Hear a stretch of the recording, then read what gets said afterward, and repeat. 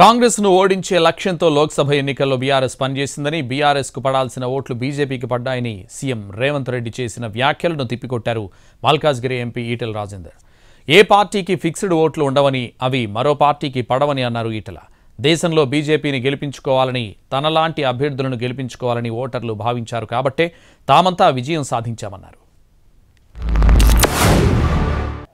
శాసనసభ ఎన్నికలలో 37.5% ఓట్లు వచ్చిన బీఆర్ఎస్ పార్లమెంట్ ఎన్నికలకు వచ్చేవరకల్లా 16% ఓట్లకు పడిపోయింది.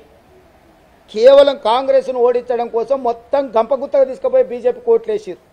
ఫిక్స్డ్ ఓట్లు బీఆర్ఎస్ ఓట్లు ఇవి బీజేపీ ఓట్లు ఇవి కాంగ్రెస్ ఓట్లు ఉండవు.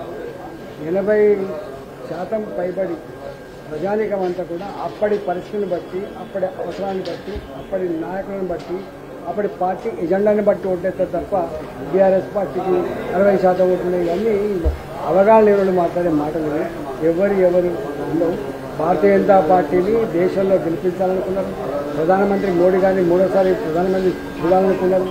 నాలాంటి బిడ్డని గెలిపించుకోవాలనుకుంటున్నారు కాబట్టి ప్రజలు ఓట్లేసింది తప్ప ఈ వాళ్ళు అన్నట్టుగా ఇవన్నీ చెప్తే పడితే ఇవాళ రేపు భార్య చెప్తేనే భర్త ఇంటలేడు, భర్త చెప్తేనే భార్య ఇంటలేడు. ఒకటే ఇంట్లో ఉన్నటువంటి 4 ఓట్లు ఒకే దిక్కు పడతానికి విశ్వాసం లేనటువంటి ఈ రోజులలో మరి ముఖ్యమంత్రి గారు మాట్లాడడం అనేది బాగాలేదు.